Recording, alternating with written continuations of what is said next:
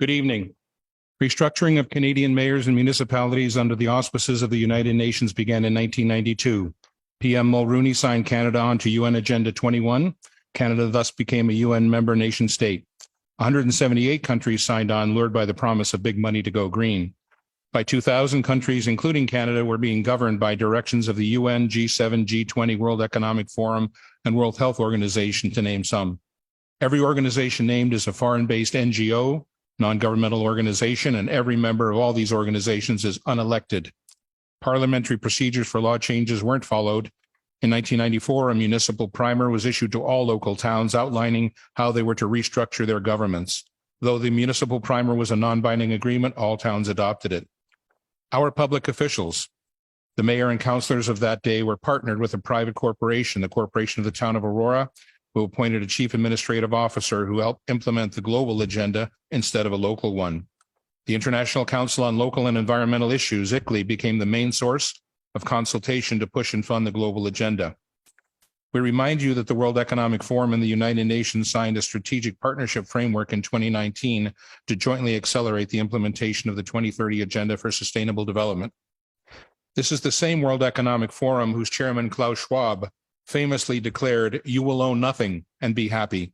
This is the same Klaus Schwab who, referring to Canadian Prime Minister Justin Trudeau, boasted, "We have penetrated more than half of his cabinet." We would ask Mayor Maracas and the councillors, why should the citizens of Aurora bow down to the intrusive dictates of an unelected foreign entity? The fact is we should not, and we will not. What, you ask, does any of this have to do with 15-minute smart cities? Absolutely everything. SMART, S for surveillance, M for monitoring, A for analysis, R for reporting, and T for technology. Technology News editor Patrick Wood, 50 years of experience and expertise on technocracy, wrote, "The 15-minute city is a cover for data collection bonanza for technocrats who design and operate them. Cities designed for maximum efficiency always reveal technocrat thinking that efficiency itself is the goal. Maximum surveillance allows for maximum control to achieve even more efficiency." At its very root, this mechanistic thinking is anti-human. The 15-minute city narrative seeks to fool you in the guise of saving the planet, keeping you safe, and delivering convenience. It's actually the gateway to digital IDs and CBDCs, central bank digital currencies. CBDCs allow bankers and/or governments to freeze your bank account because you happen to peacefully and lawfully protest and express your disagreement with government policy. Anyone remember the truckers' convoy in Ottawa, February 22, when the Government of Canada invoked the Emergencies Act and froze the private bank accounts of law-abiding citizens? 15-minute cities are wolves in sheep's clothing. Don't believe the countless stories spewing forth from the 24/7 basis from the elitist captured mainstream media, all claiming to have your best interests at heart. We have been burned too many times. In reality, 24/7 surveillance through the Internet of Things inside your home, 5G and LED streetlights outside, monitoring and tracking and recording everything.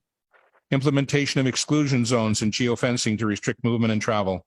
Ability to control behaviors through military-directed energy technologies. Property and car ownership to be outlawed. Evictions from farms and rural areas to gather people into cities. Digital passports being promulgated by the UN, World Economic Forum, and the World Health Organization are in the final stages of planning and implementation. They are tied to social credit score, which is determined by compliance to government directives. These passports control all access and all aspects of life. Digital currency is being implemented to end cash and monitor all your spending. Your digital currency will be turned off or on depending on your compliance score. UBI Universal Basic Income is a state-controlled allowance forcing compliance by restricting access to food, money, services, and education. All of the above will enable climate lockdowns to be implemented easily, arbitrarily, and indefinitely. The real agenda of 15-minute smart cities is to monitor and control everyone and everything. In summary, in the coming days, Council will receive an electronic info packet which will contain the text of this delegation and other items. We, the citizens of Aurora, wish to enter into a meaningful, respectful dialogue with our elected members of Council on this complex, important issue. A key framework of that dialogue is a list of questions posed to Council. Can Council explicitly guarantee that citizens will remain free to travel as is their right under the Charter of Rights and Freedoms? Can Council guarantee not to restrict access to essential services, medical care, bank accounts, government pensions, utilities? Most importantly, we, the citizens of Aurora, need to have the conversation with Council about exiting their non-binding agreement with the private for-profit entity known as the Corporation of the Town of Aurora. We need to turn back the page to a simpler time when open, transparent municipal government serving its citizens and working in their best interests ruled the day. We are your equal partners on this journey. Thank you.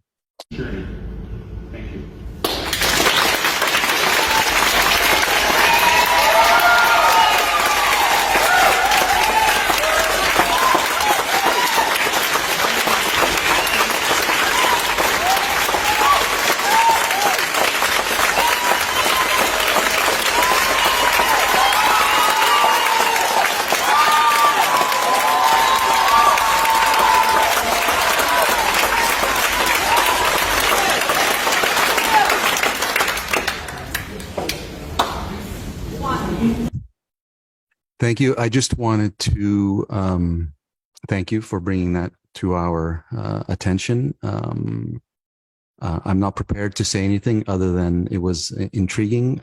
I really want to learn more, and I'm open to understanding the impact and try to do what's best for Aurora. So thank you for bringing that to our attention. Sure. Thank you so much for coming and delegating today with passion. And obviously you have you've filled the chambers quite a bit in support of this. And I agree that, you know, people want to feel they can roam free with their democracy and their rights and not feel that they're being tracked and surveillance at all times. And definitely I do want to learn more. And yes, you can ask questions and we can sit down and meet. I'm more than happy to have this conversation with you.